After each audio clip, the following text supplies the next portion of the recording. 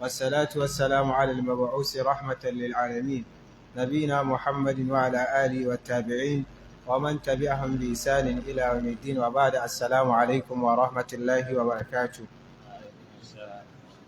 Muna gode wa Allah subhanahu wa ta'ala da ya tattara mu a cikin ɗakinsa mai albarka na wannan masallaci na Ihya'us Sunna da ke nan unguwar Kofar Nasarawa a wannan rana ta Lahadi wacce ta yi daidai da 24 ga watan Shawwal hijirar Annabi sallallahu alaihi wasallama 1424 wacce ta yi daidai da 14 ga watan biyar a miladiya 2023 kenan.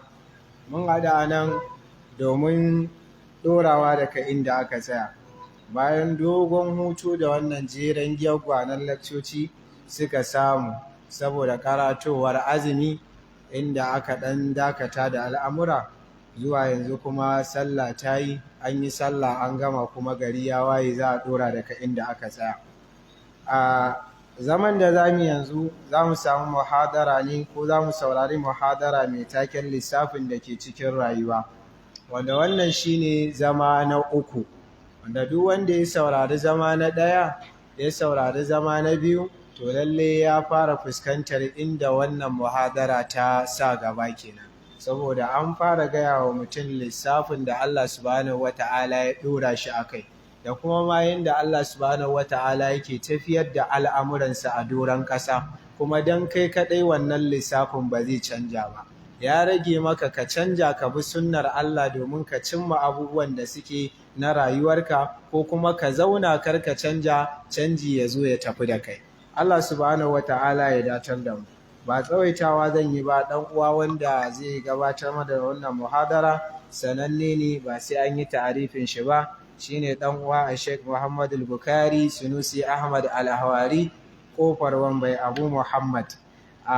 Shi ne wanda kuma ya kasance darakta na wannan cibiya ta mu ta Az-Zaman Foundation, wanda ƙarƙashinta ne dukkanin waɗannan abubuwa suke zuwan mana, da insha Allah ta'ala akwai tsokaci a ƙarshe za mu gabatar kenan dangane da ita wannan cibiya ta mu mai albarka.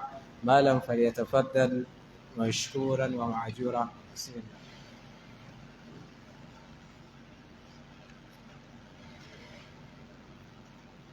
إن الحمد لله نحمده ونستعينه ونستغفره ونعوذ بالله من شرور أنفسنا وسيئات أعمالنا.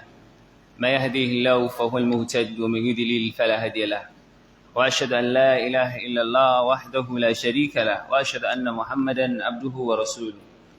يا أيها الذين آمنوا اتقوا الله حق تقاته ولا تموتن إلا وأنتم مسلمون. يا أيها الناس اتقوا ربكم الذي خلقكم من نفس واحدة وخلق منها زوجها وبث منهما رجالا كثيرا ونساء، واتقوا الله الذي تساءلون به والأرحام إن الله كان عليكم رقيبا. يا أيها الذين آمنوا اتقوا الله وقولوا قولا سديدا يصلح لكم أعمالكم ويغفر لكم ذنوبكم، ومن يطع الله ورسوله فقد فاز فوزا عظيما.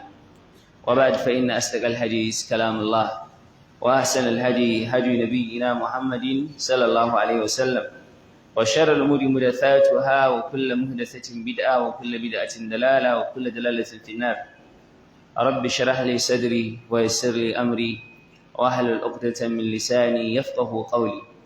وبعد، السلام عليكم ورحمة الله وبركاته. ‘Yan uwana matasa da kuma yayyan matasa da kuma iyayen matasa da muka haɗu a wannan masallaci, cibiyar sunna, masallacin Ihya'us Sunna a cikin unguwar Kofar Nasarawa, tudun Nasara da yardar Allah. Abin da ya damu a wannan game da ɗan uwa Malam Abubakar Sani Qasim ya ambata, ɗorawa ne akan laccan mu ta lissafin da ke cikin rayuwa.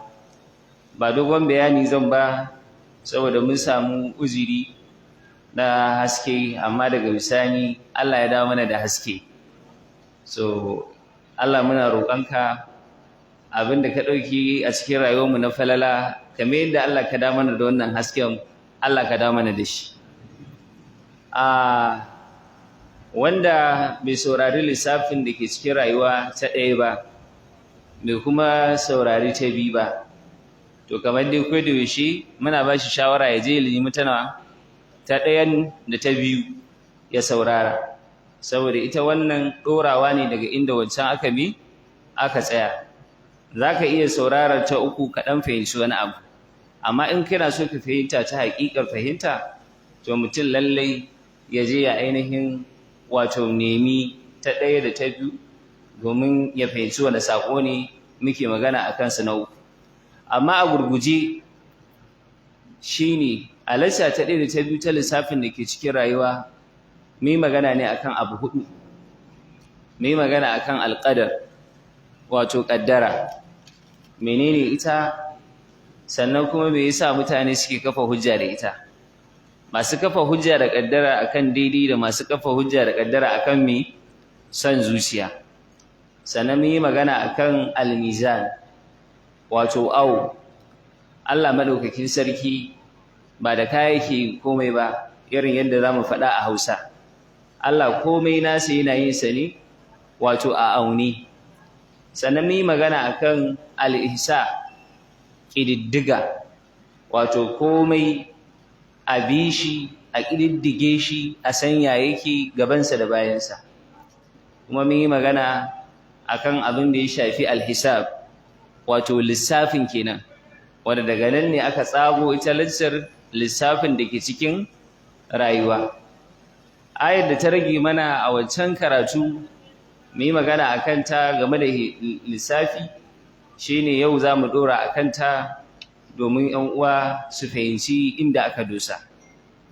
Akwai laccanmu da muka gabatar, laccar ɗan uwana matashi, wanda duk bai saurare su ba, to ina yi masa wasiya ya neme su, da dar Allah ba zai yi nadamar sauraron su ba, insha Allahu rabbi. Saboda haka ka ji su, ka yada su, kuma ka tura su, saboda asali an yi su ne don kai, don kuma ire-irenka. Allah maɗaukakin sarki ka taimake mu.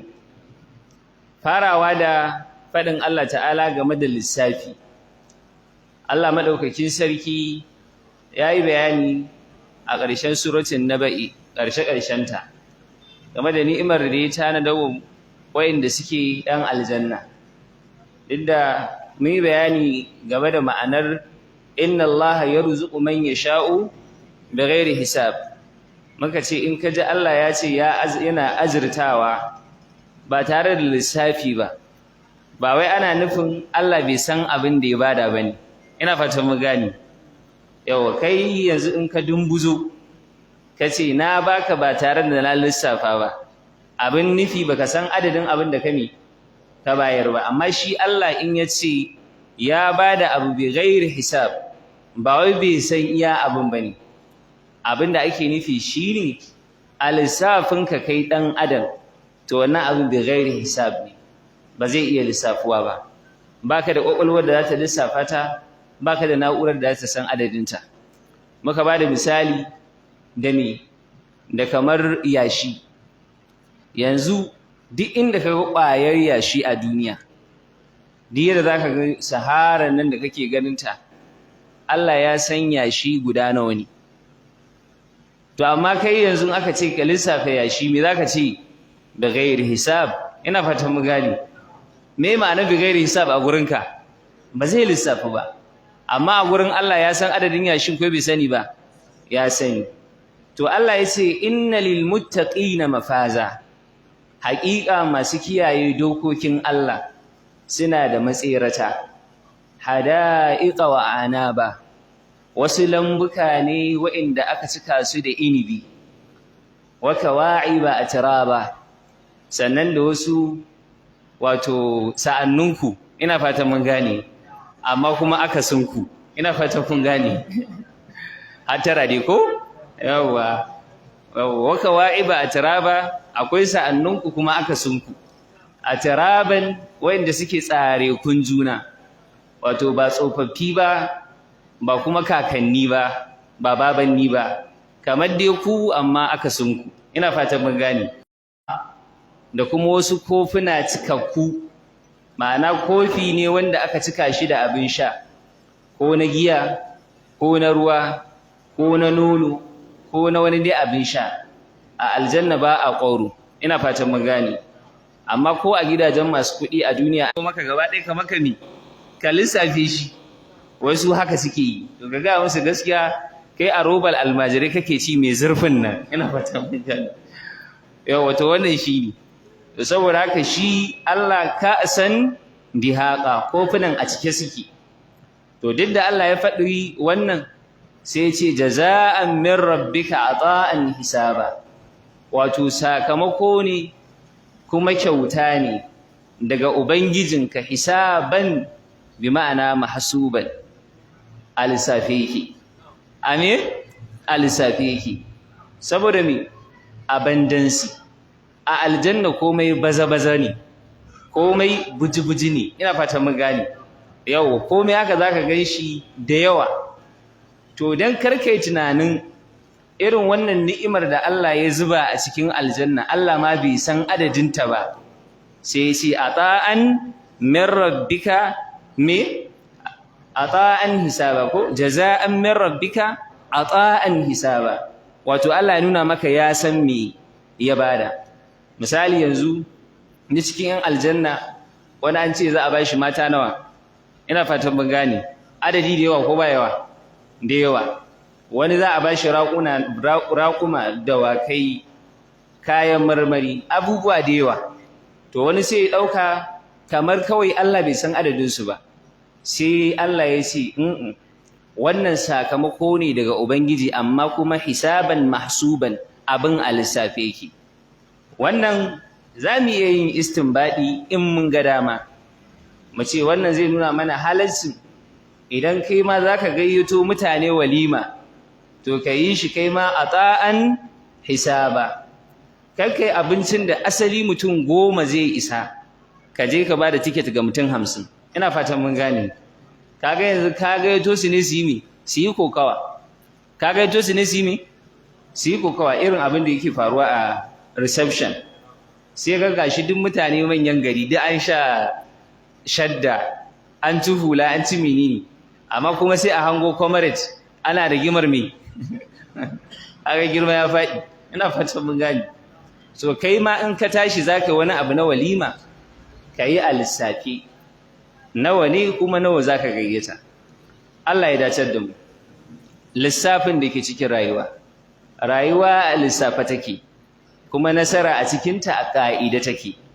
Idan ka bi zaka samu, in baka bi ba zaka samu ba. Ina fatan mun gane. Allah madaukakin sarki abinda zamu fara da shi dan yanzu aka fara ta lissafin da ke cikin rayuwa. Da ta ɗaya da ta biyu duk me aka yi? Shimfiɗa ne, yanzu za a fara. Allah madaukakin sarki ya faɗa cikin Alƙur'ani yace innal insana lafi khusr. Yace haƙiƙa kowane ɗan adam yana cikin me? Yana cikin asara. Wannan ɗin kamar yadda malaman tafsiri suke faɗa suka ce listighraqil jins. Da a nuna maka kowane jinsin ɗan adam ya shiga ciki. Farare da baƙaƙi, jajaye da yelaye, da wayanda ake wa kara ake ce musu wankan me? Alhali ita tarwaɗa tana cikin ruwa, to don me za ta yi wanka? Ina fasa min kaji. Kaga wannan cin hancin magana ne. To saboda haka to dai hakku ɗin da wankan tarwaɗan. Allah ya ce to duk nau'in mutum lafi khusr, yana cikin me? Yana cikin asara. To kuma tsaya mu kalli wannan ayar. Wani philosophy ne a bayan bayanin cewa kowane ɗan adam yana cikin asara? Wani saƙo Allah yake so ya nuna mana irin asara da ɗan adam yake yi? Shine sai Allah ya maka bayani ya ce illal ladina amanu wa amilus salihati wa tawasaw bil haqqi wa tawasaw bis sabr. Waɗanda ba su yi asara ba cikin ɗan adam su ne waɗanda da farko suka yi imani, na biyu kuma suka yi aikin da zai nuni akan tabbatuwar me? Imaninsu, sannan suka yi wasici da gaskiya, sannan kuma suka yi wasici da aimi da ayi haƙuri. Wannan abin da Allah ya faɗa mana kenan. To amma what is behind the scenes? Ina fatan mun gane menene a bayan wa'annan din. Akwai wasu abubuwa guda 5 da malamai suke kiransu ad-daruriyatul khams, wato abubuwa guda 5 da suka zama larura a rayuwar wa dan adam. Dukkaninsu mun san su ko? Na farko akwai me? An-nafs, shine ran dan adam din. shi larura ne. Duk abin da zai sare ran ɗan adam haka kawai a musulunci menene haramun ne. Na biyu akwai dukiyar ɗan adam. Na uku akwai me akwai mutuncin shi karan kansa me ɗan adam ɗin. Sannan akwai wato nasaba ko akwai nasabar shi karan kansa ɗan adam ɗin. Sannan kuma akwai addininsa. Duk wa'annan abubuwan suna cikin larurai guda biyar wa'anda kamar yadda ka sani buniyal islamu ala khamsin, an gina musulunci a bisa abubuwa nawa? To shi ma buniyal insanu ala me khamsi, ma'ana an gina ɗan adam a bisa tushe guda nawa? Duk tushen nan cikinsu da rami bayanin su daki duk wanda aka samu matsala a cikinsa to kamar a addininka ne a samu matsala cikin rukunan nan guda nawa? Guda biyar. Kuma wallahi baraka jin bibi su ɗaya bayan ɗaya, kowanne asara yau ake yin su akai ɗan adam. Alƙur'ani zancen Allah ne, zancen Allah kuma babu ƙarya. Wa man asdaqu minallahi, in har Allah ya faɗa to haka abin yake. Bara mu ɗauki ran ɗan adam. In na tambaye ku a yanzu me yafi kashe ɗan adam? Da yawan mutane wani zai ce mini a ainihin waton malaria ko wani zai ce HIV, wani zai ce ma anti-corona da ta ɗan kawo ziyara ta yi gaba ko kowa da irin abin da zai faɗa. Wani zai ce cututtuka ya ba su a dunkule, amma bisa bincike abin da ya fi komai kashe ɗan adam a duniya ɗan adam ne. Ina fatan mun gane, ɗan adam shi ya fi komai kashe me? Kashe ɗan adam.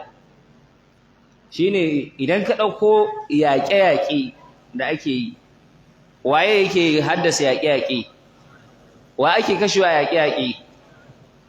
Idan ka ɗauko ainihin waton wannan rigimar bandit da wannan rigimar 'yan daba, ina fata mun gane, da rigingimun ƙabilanci da rigingimun siyasa da duk waɗannan suke wato kisfe rayuwar ɗan adam, duwa yake haddasa su ɗan adam ne. Kai yanzu akwai abin da ana cewa natural disaster ne, amma yanzu ya zama me artificial disaster ne, saboda yadda ɗan adam yake zuwa yake yi wa ɗabi'a rashin kunya, ita kuma take zuwa take hukunta shi. To wannan annafs ɗin da Allah ya ce rai, to kullun rayukan ɗan adam ana yin asararsu, wanda wannan abin da yake nufi shine a mazauninka na wanda kake rayuwa a ƙarni na 20 da nawa na ɗaya, to rayuwarka tana cikin garbi. Ina fatan mun gani, sai ka yi duk abin da ya kamata wajen ka tsare rayuwarka, saboda a wannan ƙarnin namu an sha jini da yawa kuma ba a daina ba, har yau sha ake. Kuma babu wani irin mutum da ka sani wanda ba taɓa kashe shi ba kuma an zauna lafiya. Abu na biyu shine almal, da Allah ya ce innal insana lafi khusr, to akwai khasaratul mal, asarar me? Dukiya. Yau idan ka ɗauki matasa ku kenan, to zaka tarar da cewa idan kuna da naira 100 sai an yi da gaske naira 20 ɗinku za ta je inda a asali ku za ta amfana. Wannan magana ba ka take ba? Wa ya tilasta ku sai kun kai naira 80 inda za ta amfani ku ba? Wannan shi kuma yana cikin karatun gaba. Za mu zo in ba ku wani sirrin da za ka bambanci wai kai kake gudanar da rayuwarka ko kuma wani ne yake sa ka kake gudanar da ni? Yes, na fata mun gani. Insha Allah in lokaci ya bamu dama za mu zo, in ba mu zo ba za mu haɗa ta gaba, amma dai yana cikin mu ma lissafin mu. Saboda haka sai kaga matashi duk kuɗaɗen da yake samu suna ƙarewa tsakanin kamfanin wayoyin da ba za su daina yin new version ba, da kamfanonin yadi da shaddukan da ba za su daina yin new textile ba. Ina fata mun gane. Shi menene nasa? Kullum kana batun talauci, kana batun ba aikin yi, amma kana ɗauke da wayar 100 a hannunka 200 a hannunka, wannan jari ce. To wa kake tsammani zai kawo maka aiki kenan? Kasaratul mal. Kaga mutum ba zai iya ɗaukar naira 20 ko 30 ko 40 ya sanya ta a asusun masallacinsu ba, a mazaninsu na matashi talaka. Amma idan aka ce yau ga wani reception za a yi go together, za a kawo 5,500, wallahi ko da sata sai ya me bara ku ji. Idan an je can me ake yi?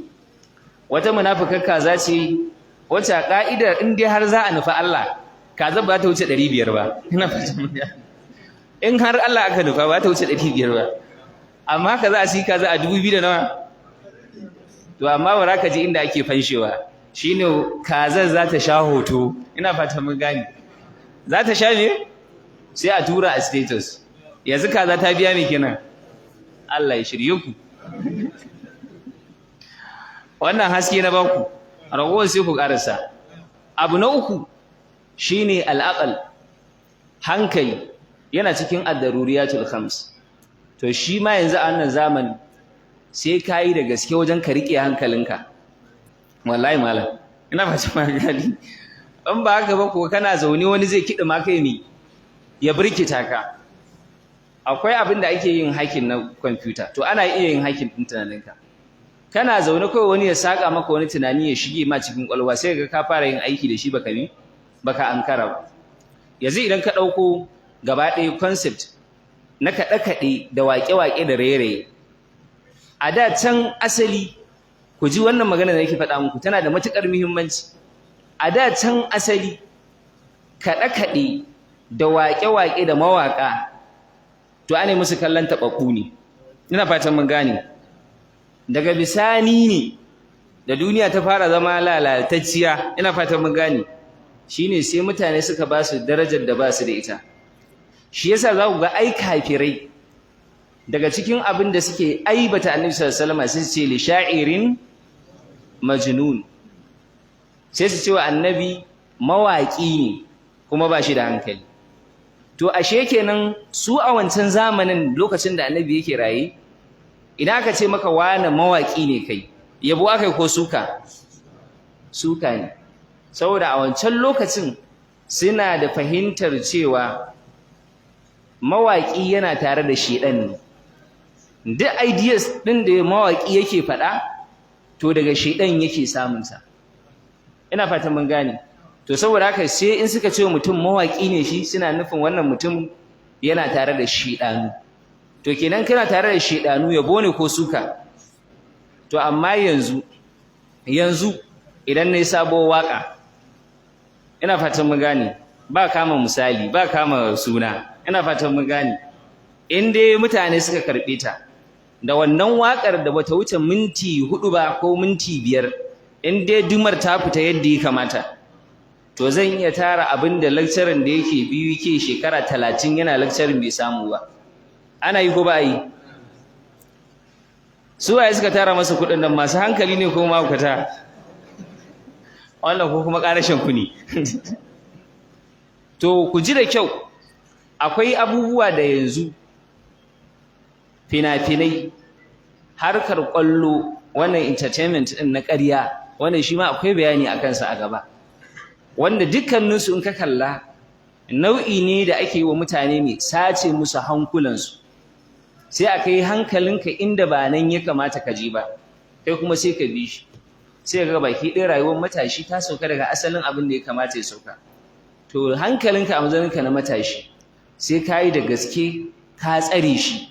In ko ba haka ba, a wannan zamanin da mawaƙa da makaɗa da 'yan siyasa, ina fatan mun gane, wa'annan za su sace maka hankalinka, ka yi taka tsantsan. Wannan shi ma ana yin asararsa kullum.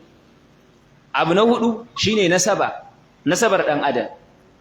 Ita daman nasaba yanzu ta shiga tangal-tangal, ina fatan mun gane, ta shiga me? Tangal-tangal. Saboda haka kullun kiran da ake yi shine a samu me? Social life, rayuwar da zaka iya yin komai ba komai ba. To yanzu in ka ɗauke irin ƙasashenmu nan na musulmi da mun kuma musulmi muke riƙe da addini, to amma a can dan a haife ka baka san ubanka ba, wannan normal case ne. Na akwai wani show da ake yi a wata tashar NBC ta America, wai mutane ne ake gayyato su da uba da ni da ɗansa ko da yarsa, sai a yi musu gwajin DNA a tabbatar kai ɗan wane ne ko ba ɗan wane ba ne.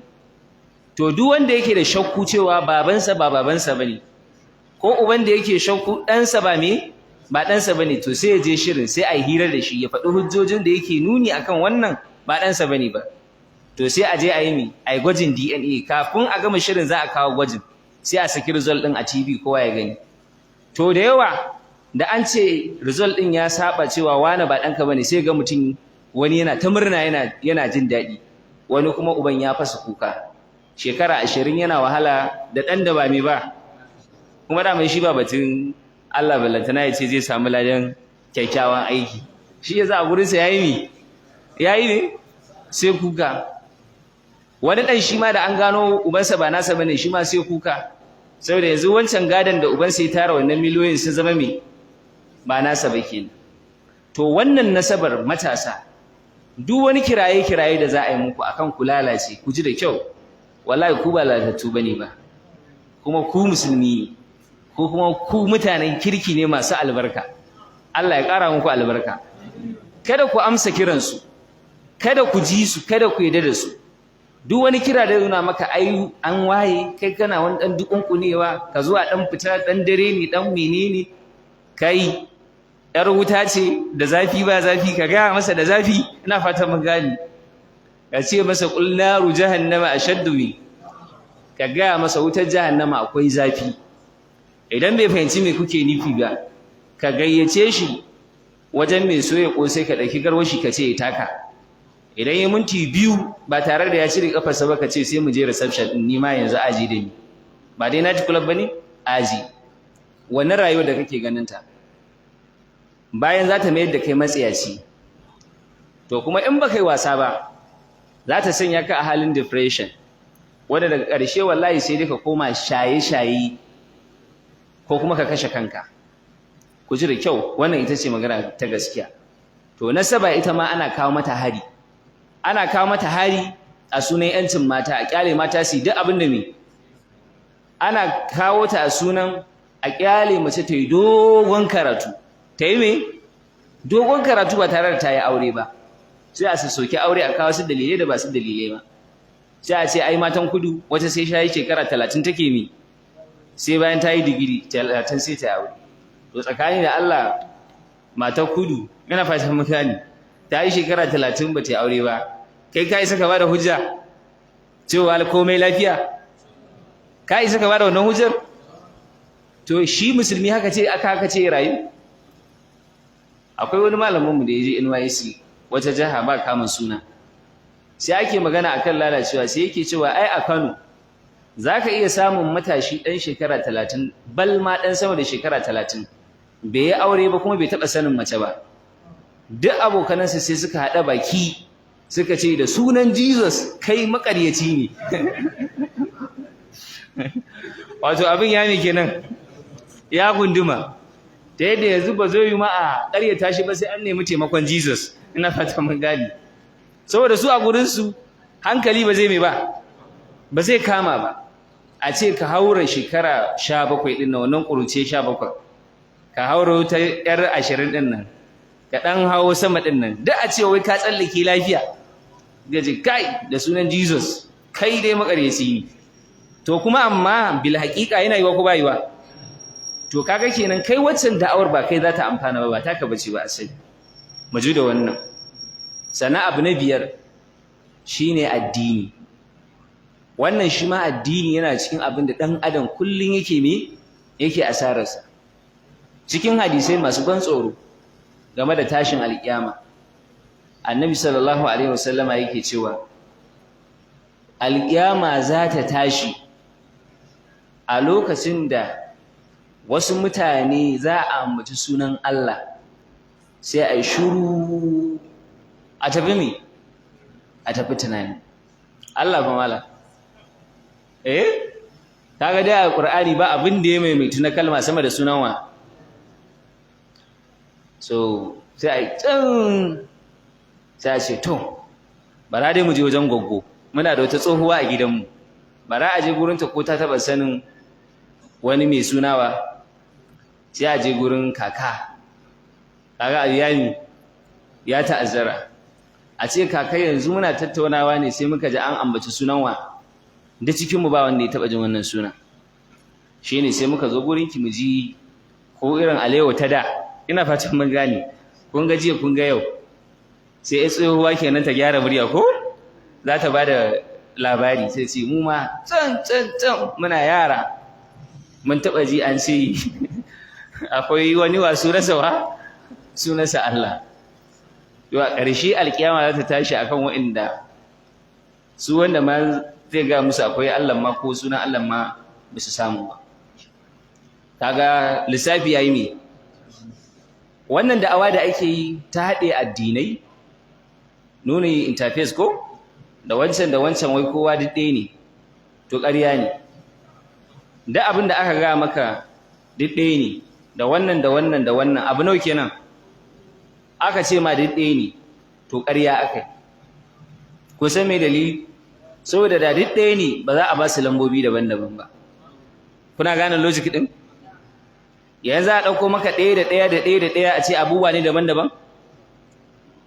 Malaminka a aji ya zana ɗaya, sai ya ƙara gaba ya ƙara zana me, sai ya ƙara gaba ya ƙara zana me, ɗaya sai ya ce maka da wannan ɗaya da wannan ɗaya duk daban-daban suke. Ma'ana waccan ɗaya ba ita ce waccan ɗaya ba, ita ma waccan ɗaya ba a waccan ɗaya take ba. Ana gane fa? Ba zai yi ba ko? Tunda dai duk ɗaya in ka ga ɗaya sunanta me, kuma ɗaya duk inda ɗaya take tana wakiltar me, kuma dai ɗaya za ta ba da abin da ɗaya yake me. Aha, to kenan yanzu in aka zo aka ce ga ɗaya ga biyu ga uku, sai aka ce to da biyu da ukun nan duk ɗaya ne, yanzu me ake so a yi maka? Cuwa-cuwa. Ina fatan mun gane.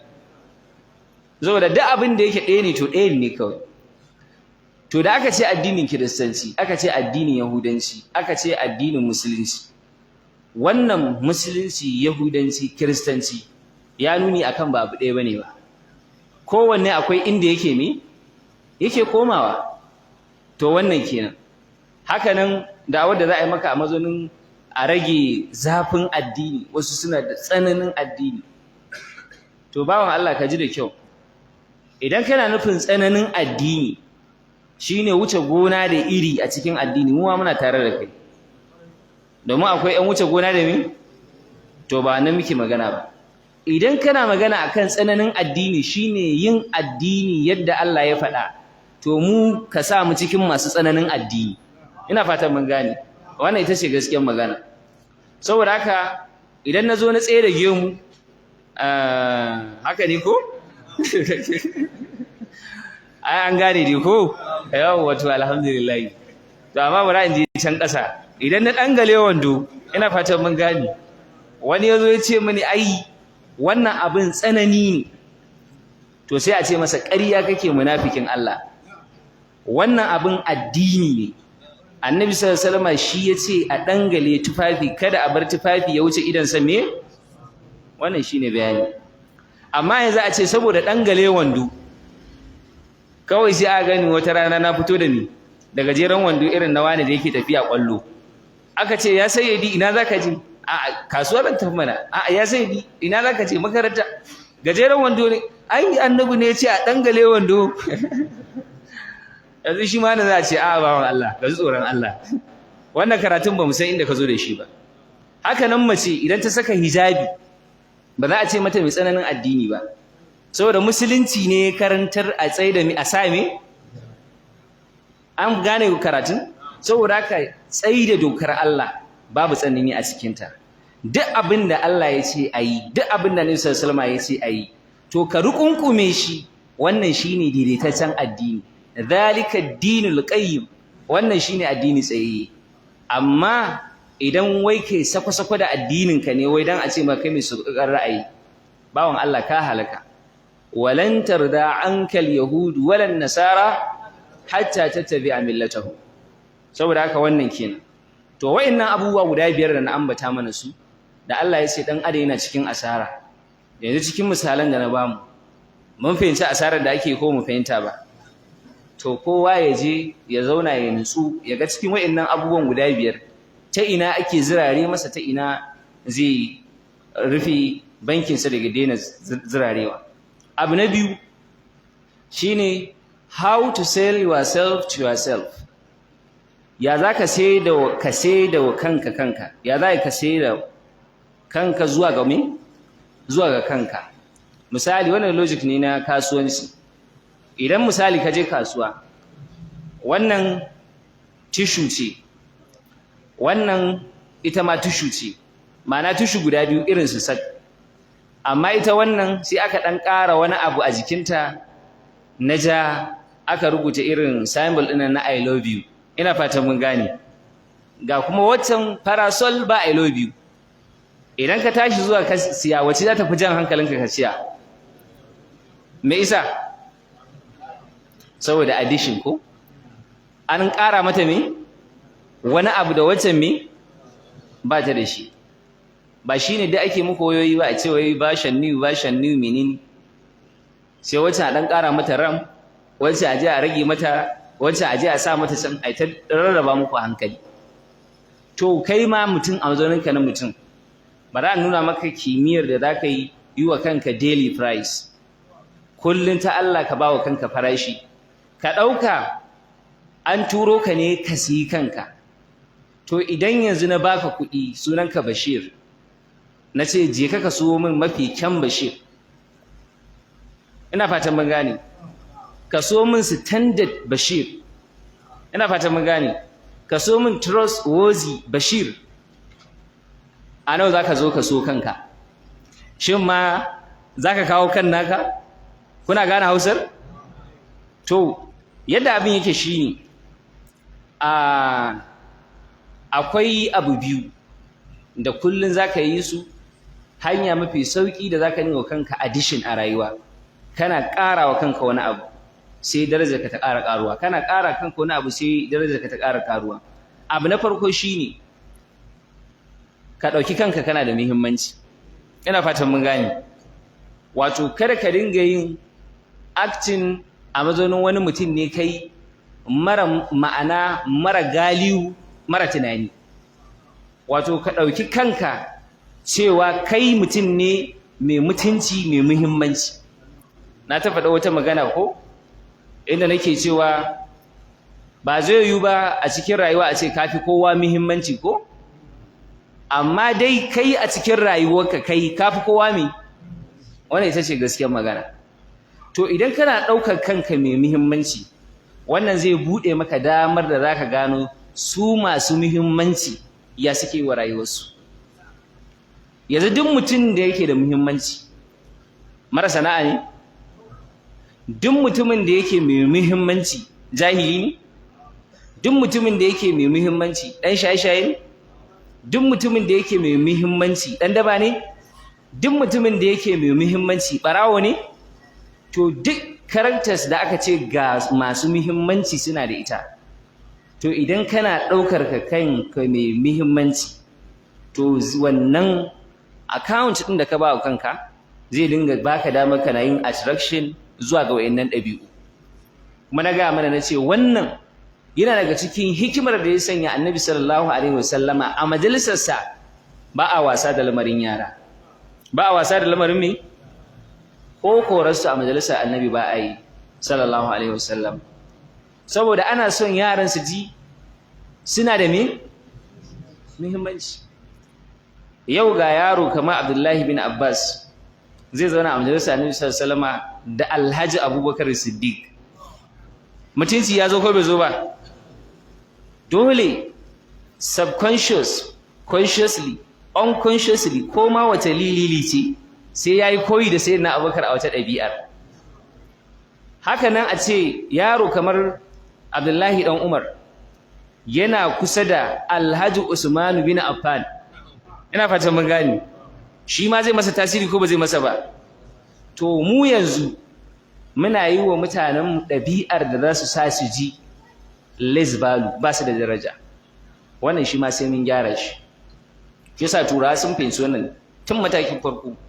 Sai ga yaro ɗan shekara 5 babansa in zai fita za a fita da shi inda ake fita ko ma ina ne, irin shiga uban irin ta ake masa, da coat da necktie da menene an shaƙe an tsutsuki. Ina fatan mun gane, wato shi ma ya ji fa ba me, kuma wallahi ka gwada ka ji da kyau. Idan kai shigar mutunci ta daraja, wallahi tafiyar ka ma sai ta mi unconsciously, ko baka sani ba. Ina fatan mun gane. Amma yanzu misali da zaka shiga marasa mutunci, wallahi Allah ba za ka yi acting na masu mutunci ba. Ina fatan mun gane. In baka yadda baka gwada, wata rana ka tara kanka yi irin wannan dada din nan. Ina fatan mun gane. Ka samu wandan nan ka dan yayyaga shi ka babbeke shi, ka samu rigar nan taka ta dan dame ka, wallahi da ka fara tafiya zaka ji hannunka yana wurga kansa. Ina fatan kana fara tafiya zaka ji yana wurga kansa. Ina fatan mun gane. Wato yanzu ka hau me kenan, ka hau system. To dan haka idan ka ɗauki kanka kana da muhimmanci, wannan zai baka damar kullun ka dinga yi wa kanka addition, kana ƙara kanka wani abu da baka da shi a baya. To in ka zo siyan kanka aka ce siyo min kanka, to sai ka ba kanka farashin da yafi komai dacewa. Muna fahimta wannan. Akwai wani littafi The Magic of Thinking Big, ku duba shi, yayi bayanar wannan abin mai dan faɗi sosai. Abu na biyu daga hanyar da zaka dinga kanka farashi kullum domin ci gaban rayuwarka shine ka fahimci bambanci tsakanin abu biyu. Bambanci tsakanin business da kuma bambancin da yake tsakanin job. Ai muna cewa akwai job ko a dauke ka aiki, akwai kuma business abin da yake mi kasuwanci. To shi job aiki ne, nature dan adam ce aiki. Ko ba a baka job ba wallahi sai kai job. Haka ne ko ba haka bane? Domin yau in ba a baka aikin fari ba, to zaka zauna kai aikin me? Domin ka zauna ma baka yin komai, yin wani abin ne shi ma. Zama baka komai shi ma menene? Aiki ne. Shi yasa ba wanda bai da aiki.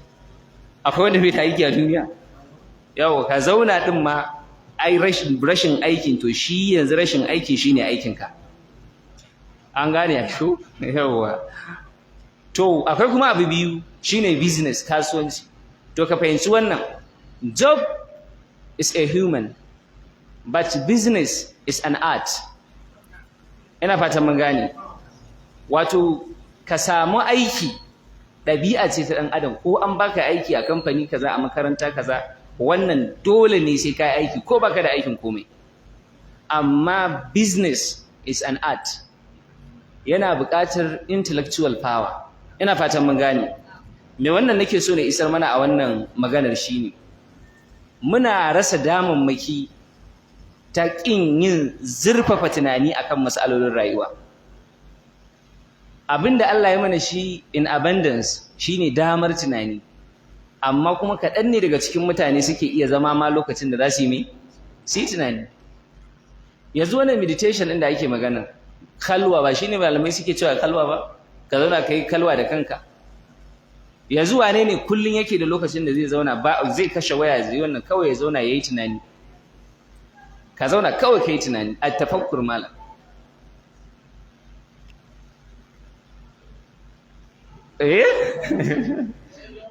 To ga dai ce mun samu. Kana dan tuntunawa, to yayi kyau. Ga wani sai ma an samu. Yau na bi kenan. Ga na uku can ma mun samu. To Arasto yana cewa daga cikin duniyoyi guda uku da ya sani da ake iya kirkira daga cikinsu, ya ce akwai alamin lahut, sai kuma wato alamul fikir, duniyar me tunani. Ita ma duniya ce mai zaman kanta, tana can tana wanzuwa a sararin samaniya, kuma akwai arziki da yawa daga cikinta. Kawai abinda za ka yi tsawa za ka yi tunani, sai ka yi downloading ɗin fayil ɗin ka shigar da su cikin rayuwarka. To saboda haka idan mutum ya tsaya ya yi tunani, zai ga cewa akwai abubuwa da yawa waɗanda suke a tare da cikin rayuwarsa a ƙunshe, amma ƙin yin tunani a kansu to sai ya ba shi damar da ba zai ci wannan moriyar abin ba. sai ga har wani sai da ya zo daga China ko ya zo daga Germany sai ya kalli kukar da kake rainawa sai ya dawo kana siyan ta 300 400 a lokacin da ake mata kullun 20 da 30 kana karanta mara mutunci. Ina fatan mun gane. Amma yanzu ga ta an dawo ana mata kullun me 300 kana siya wai kai bature da kaya ga sachet kai zaka sha kukar zamani. Ina fatan mun gane. Allah ya shirye ka. To wannan ita ce gaskiyar magana. Wani daga cikin abin da yasa ake magana cewa opportunities da yawansu suna Africa, amma da yake su 'yan Africa suna wajen Africa ba za su gansu ba. Kuna gane Hausa? Yanzu aka ce akwai abu a masallacin nan, amma kai kana rayuwa ne a wajen ina? Africa. Shugabannin Africa Allah Allah suke su bar ina? Africa. Jirgin yawo. Ina fatan mun gane. Ka yi fita shugaban ƙasa, kana shugaban ƙasa, ka fita da ƙasar ka ya kai so nawa? Ya gaya maka me zai ce akan manyan mata? Sai ya ce ai tunda ma aka fara fim ɗin Hausa ba a taɓa yin fim mai kyau da ma'ana irin me. Yanzu da magana tara tasa akwai cin karo ko babu? To wannan decisions kenan. Ni ga hukuncin da na yanke, na yi shi negatively, abin bai da amfani. Shi kuma ga hukuncin da ya yanke positively, abin yana da me. Amma fa abin guda nawa ne? To zai yi a ce abin lokaci ɗaya shi shari ne kuma shi alheri ne? Shi yana zaune kuma shi yana tsaye? Zai yi? Dole dai akwai fuskar da nan ne asalin inda yake mi ya dosa ya kalla. To wannan decisions ɗin namu da muka yanke, kai yanzu mai saurare ka ji ne a lokacin na ce maka wannan fiɗin ba shi da ma'ana, yanzu ka ji wannan hukuncin. Shi kuma wancan ya ce maka wannan fiɗin yana da ma'ana, kai ma yanzu ka ji wannan hukuncin. Amma haƙiƙa wannan hukunce-hukuncen ba yanzu muka yi su ba. Wannan hukunce-hukuncen mun daɗe da me? Da ɗaɗɗiyar tafiya ce. Ta yaya? To ku biyo ni ku sha labari. Ina fatan mun gane. Yaya ake making ɗin decision ɗin ɗan adam? Wato yadda ake ƙirƙirar wannan yanke hukuncinka. Ma'ana wace tukunya ce ake zuba kayan haɗi wanda da ƙarshe an gama girki sai ta bada me? Hukuncin da kake yankewa akan al'amura. Kaga mutane abu ɗaya ne, amma wannan ya ce gaskiya ne, wannan ya ce ƙarya ne. Me yake kawo irin wannan abubuwan? Ga hanyoyin da suke kawowa. Abu na farko shine abubuwa ne guda 5. Abu na farko shine abin da kake yawan kalla. Abin da kake yawan me? Kalla. Abin da kake yawan kalla constantly.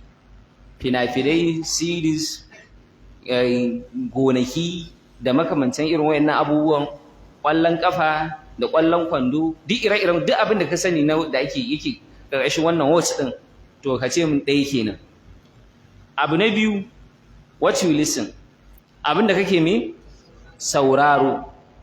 Kaɗe-kaɗe ne ko waƙoƙi ne, shiriya ne ko ɓata ne, ƙur'ani ne ko hadisi ne, ko ma menene shi wannan abin da kake yawan sauraron, to da shi ma. Abu na uku, what you read. Abin da kake karantawa.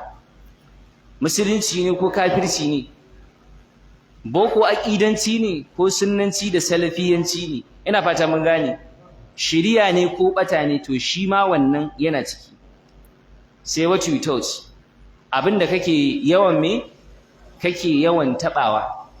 In na ce wannan yawan taɓawa ya shafa hatta abin da kake taɓawa ka ci, da abin da kake taɓawa me? Ka sha. Ina fatan mun gane. To duka wa'annan ya shafi kaushin rayuwar da kake ciki ko sauƙin rayuwar da kake ciki. Duk wannan yana ciki. Sannan what you taste. Abin da kake yawan me? Ɗanɗanawa.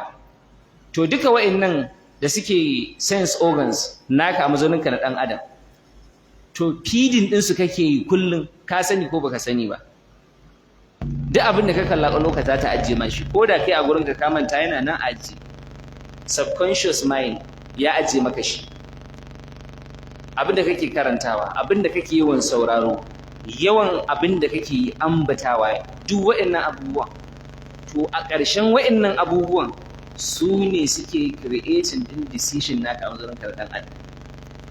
To don haka shi wancan mutum da ya yanke hukunci akan cewa wancan fim ɗin daidai ne, da na yanke hukunci akan wannan mu ka zuba ma a wannan aji, abinda nake karanta da abinda yake karanta ɗaya ne to kun gani abinda nake sauraro da abinda yake sauraro ɗaya ne a ɗaya bane to dan haka kenan zai zama abinda zan yi hukunci da shi Allah kuna gane ni kuma wannan hatta cikin malaman musulunci yana yin tasiri a ciki yanzu wanda yake karanta littafan Hanafiya ya mai da hankali akan Hanafiyanci da wanda yake karanta littafan Malikiya ya mai da hankali akai da wanda yake karanta littafan Hanbaliya wanda yake karanta Shafi'iyya da wanda kuma ya mai da wasu littafan daban na wata mazhaba ba wannan ba waɗannan za su dinga yin fatawa iri ɗaya ku ga min gaskiya za su fatawa iri ɗaya ba za su yi ba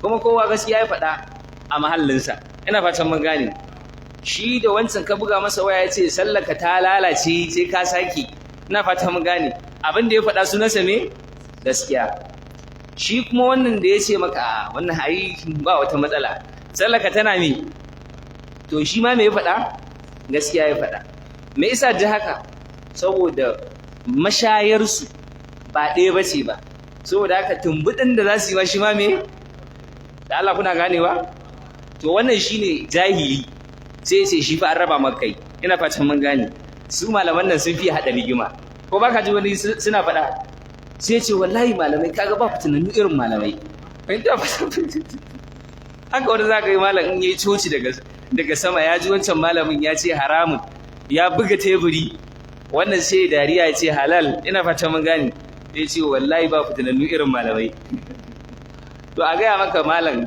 ka kwantar da hankalinka abin da yasa shine malamai suke yanke hukunci daban-daban saboda mashayansu da makarantarsu da littafan da suke nazari da bi ba ɗaya bane ba don haka abin da za su kai a kansa natija ba ɗaya bane ba a nan sai in ba ku wata fa'ida muhimmiya wanda wannan yana cikin khasa'isu ahli sunnati wal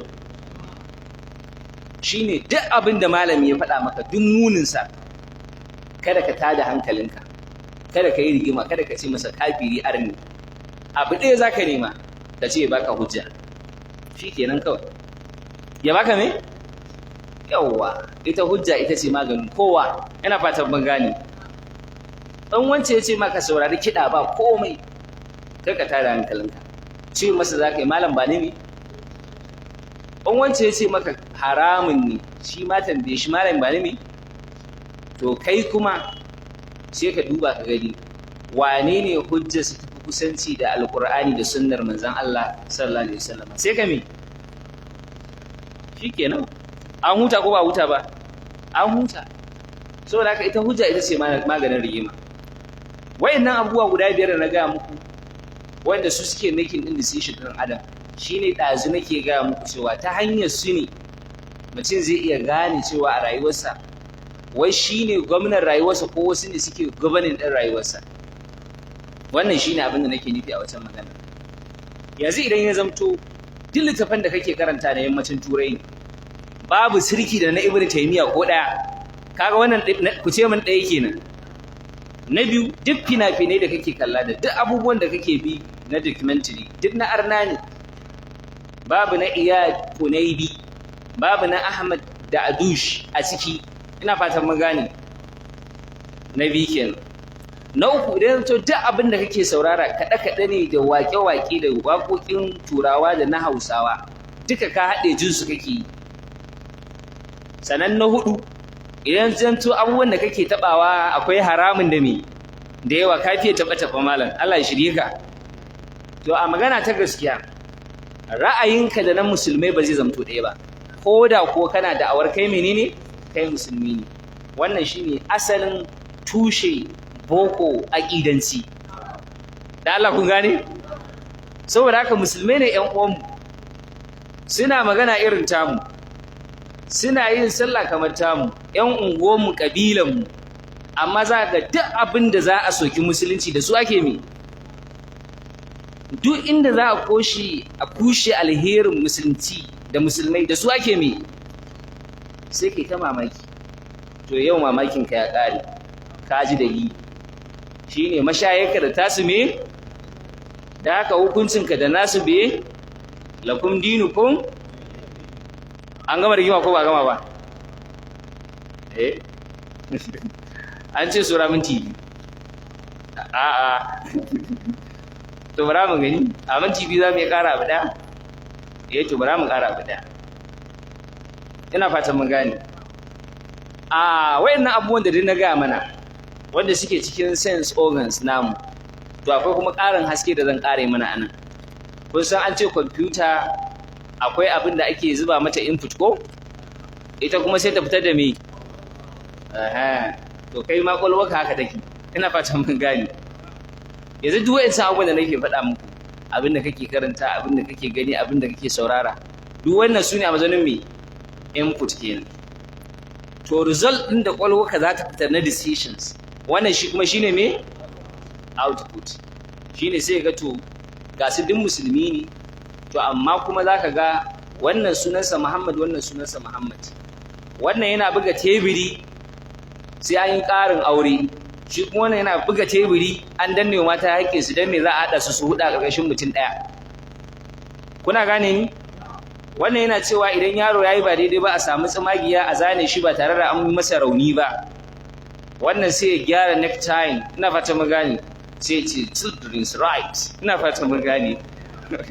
Wato yanzu zai fara magana ne akan haƙƙin wa yara ke. To duk ne wannan rigima. Shine input nasa da input naka akwai me? Da aka output din ma zai me? Zai bambanta. To sai abin ƙarshe a wannan gabar. Shine thought, tunani, emotions, kawazuci, reactions, abinda in an ma kaza za ka yi, to duk a ƙarshe a nan ake haifar da su. Duk cikin wannan abubuwan ana ake haifar da su. Saboda haka idan kana ganin ya aka yi wane fi ka kyan tunani, ko ya aka yi wane yake iya riƙe emotions nasa, yake iya riƙe kawazucinsa, kai ba ka iya riƙewa, kai da amma za ka yi, ko kuma kawai wata ta riƙe ka ta mai da kai lalitarta, sai ta tsaka take yi kamar wata saniya. Ina fatan mun gane. Da ta bugo ta ce hello hello, ta ce na'am na'am, ina fatan mun gane. Ta ce to ai shi ne, to wannan sai ka ce to ai shi kenan, turo wannan, ina fatan mun gane. Wani cikin falalar ƴan uwanmu mata za su iya baka number wayar su bisa kuskure, su yi ba kuskure su manta wajen X su sama 9, amma ittifaqan mata ba su taɓa yin kuskuren ba da akawun number ba. Ina fatan mun gane. Daidai suke turo shi, daidai wa doda, ina fatan mun gane.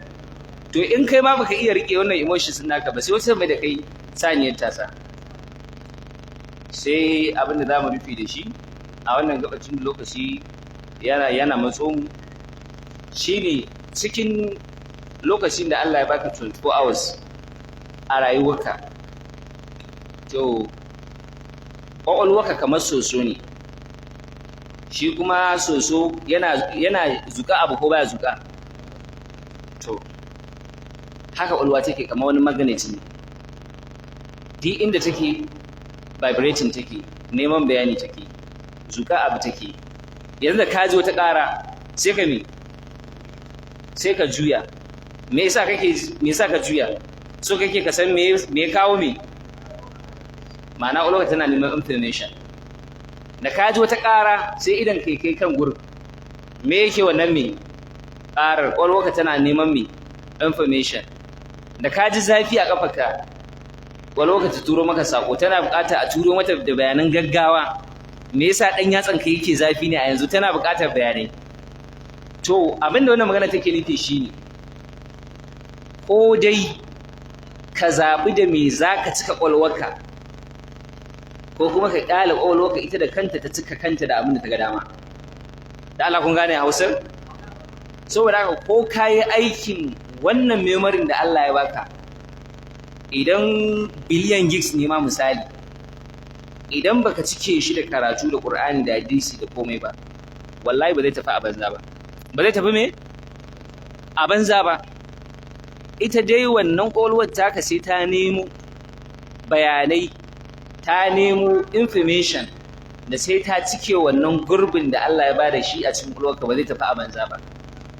Bari an ba ku misali. Ba gona ce muke zuwa muke yin shuka ba? Idan manomi bai je ya shuka, ya noma gonarsa ba idan aka yi ruwa, ya batta, idan ruwan ya zo gonar tana kin fito da wani abu ko tana fito da wani abu? The same rayuwar ku kenan ai bawan Allah, ina fatan mun gane. Yanzu ya rage wa me manomi, ko dai ya tashi ya je masa ta gado ya shuka masara da gero, ƙarshen girbi ya girba ya kuɗi, ko kuma ya ƙyale ta in aka yi ruwa ita gonar ta shuka abin da ta ga dama kuma ba zai amfani wannan abin ba, ko zai amfane shi? To wannan shine rayuwar ku matasa, ku ji da kyau, ba daɗi ba ƙari. Na fita? To saboda haka lokaci yayi za mu tsaya a nan, sai Allah ya kai mu ranar Asabar mai zuwa. Ranar Asabar mai zuwa za mu yi wannan lasar insha Allah a masallacin Triumph da ke unguwar Fage. Na san duk kusan masallacin Triumph. To mu haɗa a Triumph. Da abin da na faɗa daidai daga Allah ne, abin da na kuskure daga gare ni ne. Allah ya fi min da ni da ku baki ɗaya. Allah ya saka wa kwamitin wannan masallaci da alkhairi bisa wannan dama da suka bamu mu zo mu gabatar muku da wannan nasiha da wannan sako. Haka nan ba za mu manta da 'yan tsakiya ba wayanda suke ta kai kawo ganin wannan lasar ta faru a nan, ba ma kuma a iya nan ba, da duk inda muke zuwa muke gabatar da wannan lassoci namu, kama daga kan wato Alhaji Mukhtar kenan, ina fata mun gane, da Alhaji Mansur da Alhaji Muzammil, ina fata mun gane, da wayanda suke gabana irin su Abu Unaisa masu ɗaukar mana ainihin sauti, da su Mubarak, ga su nan Mubarak ɗin biyu, akwai nawa akwai na ango Umar Lajin Kofar Wambai shi ma ya yi biki ko an ɗaura masa aure, duba da wasu 'yan dalilai sai muka ɗaga ƙafa, ina fatan mun gane. Saboda haka Allah ya sa masa alkhairi, Allah ya sanya alkhairi. Ga su Bashir, ga ɗaya Mubarak ɗin, ga kuma ƙarina nan Ahmad Sunusi, da sauran duk 'yan uwa da muke ta participating ƙarƙashin wannan cibiya ta mu ta Zaman Foundation. Allah madaukakin sarki ya saka wa kowa da alkhairi. Kuma wannan abubuwan da muke ambatawa kamar da kullum nake nanatawa, ka ji ne ka isar, ka ji ne ka isar. Alal aƙalla in kana cikin group 50, to ka je ka nemo wasu group ɗin 50 a saka a ciki, sai ka tura group nawa 100 kenan, ina fatan mun gane, domin saƙon ya je. Allah madaukakin sarki ya dacar da mu, Allah madaukakin sarki ya ba mu fita a cikin rayuwar mu. Aqulu qawli hada wa astaghfirullah li wa lakum. Wassalamu alaikum wa rahmatullah. Wa alaikum assalam wa rahmatullahi wa barakatuh. Sakon matasa ya fita, kuma matasa sun karɓi sako, domin sun ji shi daga kunnuwan saƙi zuwa zuciya. Allah subhanahu wata'ala ya datar da mu baki ɗaya. Maganganu da yawa sun fita, kuma ba shari'i ake ba ta'aliki za a yi ba. Yanda ka ji su haka suke, gaskiya ce tsirararta, daga jin ta ba wani kari a cikinta. Kawai aiki ne ya rage ma. Allah subhanahu wata'ala ya datar da mu. Akwai abubuwa kamar haka da za a shigar a yanzu.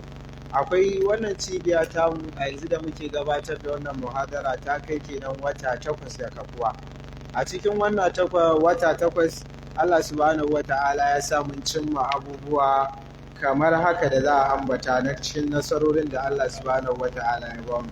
Abu na farko shine akwai ita kanta wanzuwar wannan cibiya mai albarka. Tun daga lokacin da aka kafa ta har zuwa yanzu, ayyukanta suna nan suna ci gaba da gudana ba tare da katsewa ba tare da yankewa ba, wanda babu wata rana da za ta fito ta faɗi wanda wannan cibiya ta Azzaman ba ce wani project ba, ko dai a social media ko kuma ya zama na a zahiri. Wannan nasara ce babba. Abu na biyu kuma, a ƙarƙashin yunkuri na samarwa da wannan cibiya kudaden shiga, domin da abin da za a yi dole sai kudi suna shiga suna fita. An samar da abin da ya shafi Azzaman Delivery Services. Wannan Azzaman Delivery Services yana nan yana aiki a cikin garin Kano baki daya. Duk inda kake da wani kaya za a ɗauko ma ko za a kai ma, idan ka tuntuɓi hanyoyin da ake samun mu, to insha Allah subhanahu wata'ala za a yi ma aikinka cikin aminci. Sannan abu na gaba, an samar da Azzaman Business Center, wanda ƙarƙashinsa ake gudanar da harkokin POS, ba don komai ba, shi ma don samarwa da wannan cibiya kuɗin shiga.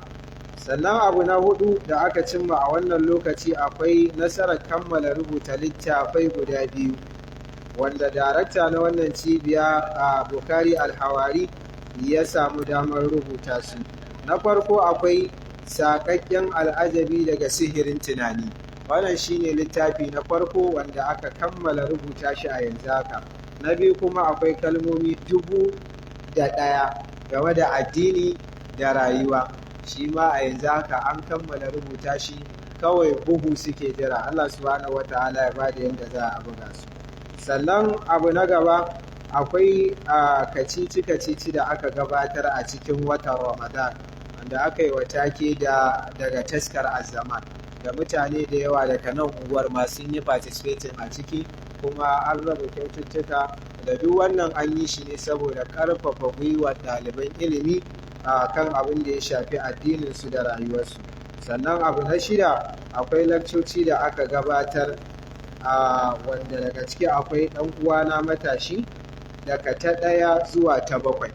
Wannan muhadara mai taken ɗan uwana matashi ya ku matasa ne wani wasiya da cewa lalle mu saurare su, mu bi su daki-daki mu ji menene saƙon da yake ciki.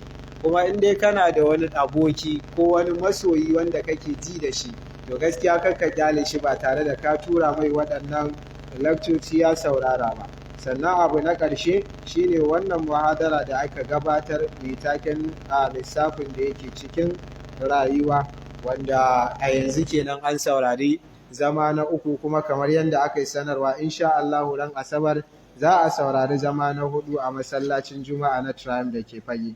Sannan akwai muhadara ko kuma samina da aka gabatar ta yini guda wacce aka gabatar wa 'yan uwa mata mai taken bakan damiyar 'ya'ya mata, wanda wannan ma yana da kyau da ƙanne kai ko budurwa ce da kai ka tura mata wannan bakan damiya ta saurara domin ta amfana, za a samu danƙon soyayya insha Allah ta'ala.